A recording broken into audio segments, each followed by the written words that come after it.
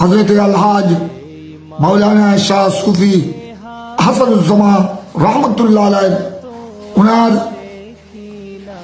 মিষ্টি মুখ, সুন্দর চেহারা, উজ্জ্বল পিকচার আমি ভুলতে পারবো না। তার মেহমানদারি, তার সুন্দর সংলাপ, আহলে সুন্নাত ওয়াল জামাতের প্রতি তার আন্তরিকতা আমি কখনো ভুলতে পারবো না।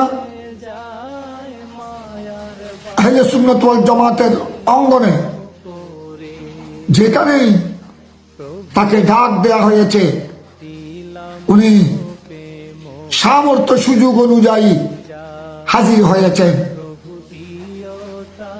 অনেক সময় আখেরি মুনাজাত পর্যন্ত মাহফিলে উপস্থিত থাকতেন, দোয়া করতেন।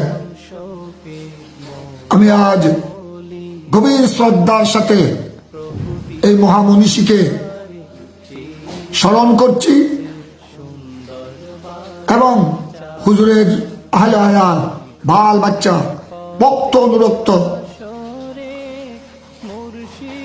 মুশরিকুল্লাহ দরবার শরীফের অসংখ্য গণিত প্রেমিক অনুরক্ত নারিন্দা